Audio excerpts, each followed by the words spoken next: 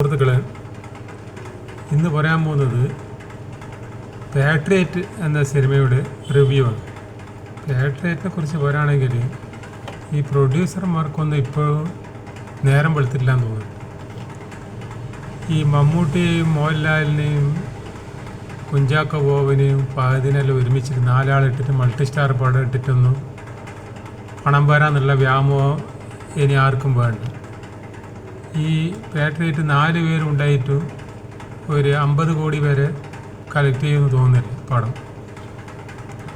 കാരണം ഒന്നാമത് ഇവരെ മമ്മൂട്ടിൻ്റെയും മോഹൻലാലിൻ്റെയും പ്രായത്തിൻ്റെ നോക്കുമ്പോൾ ഇങ്ങനെയുള്ള പടങ്ങളൊന്നും അവർക്ക് ശരിയാവില്ല. കാരണം അവർക്ക് ഏതെങ്കിലും ഇപ്പം ഈ നാടൻ സിനിമകളുണ്ടല്ലോ, ഈ ചട്ടമ്പിയെല്ലായിട്ട് തലക്കെട്ടെല്ലാം കെട്ടി കപ്പട മീശയെല്ലാം വെച്ച് റൗഡികളായിട്ടും ചട്ടമ്പികളായിട്ട് അഭിനയിക്കാൻ മമ്മൂട്ടിനെ മോഹൻലാലിനെ ഇനി പറ്റുള്ളൂ. ഇതുമാതിരി പാൻറ്റും കോട്ടും ഒന്നും ഇട്ടിട്ടൊന്നും അവർക്ക് ശരിയാവില്ല. ഇംഗ്ലീഷുകാർ ഇടുന്ന പോലത്തെ ജാക്കറ്റും അതൊന്നും ഇവർക്ക് ഇട്ടുകൊടുത്താൽ ഇനി ശരിയാവില്ല. ഇവർക്ക് നല്ല ലുങ്കിയും ബനിയനും കപ്പട മീശയും തലക്കെട്ടിലും കെട്ടിയിട്ടുള്ള പടമേ പറ്റും. ഈ 4 പേരും കൊണ്ടുവരുന്ന പൈസക്ക് ഇവർ 4 പേരുണ്ടായിട്ടും പടം 50 കോടി വരെ എത്തുന്ന സംശയമാണ്. അതേസമയത്ത് നെസ്ലേനെയോ നിവിൻ പോളിയോ ആരെങ്കിലും ഒരു നടനെ ഇട്ടിട്ടെടുത്താൽ 100 കോടി 150 കോടി കിട്ടുന്നുണ്ട്. ചെറിയ ഏതെല്ലോ പിള്ളേർ അഭിനയിച്ച പടങ്ങൾ വരെ 150 കോടി 200 കോടി കലക്ഷൻ കിട്ടുന്നു. പിന്നെ എന്തിനാണ് ഈ പ്രൊഡ്യൂസർമാർ ഇനി ഇവരെ പിന്നാലെ പോകുന്നത് മനസ്സിലാകുന്നില്ല.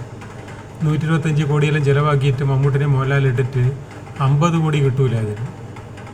അതേസമയം ഒരു 10-20 കോടി ഉണ്ടെങ്കിൽ 100 കോടി കിട്ടും.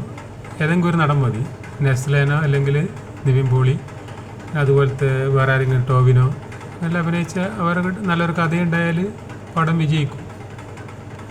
അപ്പോൾ പ്രൊഡ്യൂസർമാർ ഇനിയെങ്കിലും അങ്ങനെ ചിന്തിച്ചിട്ട് ഈ വയസ്സന്മാരെല്ലാം ഒഴിവാക്കിയിട്ട് ചെറുപ്പക്കാരിട്ടിട്ട് പടം എടുത്തു കഴിഞ്ഞാൽ ആകെ ഒരു നടൻ മതി, ചെറിയ നടൻ മതി. 10 കോടി ഉറുപ്പിണ്ടെങ്കിൽ 100 കോടി ലാഭം കിട്ടും.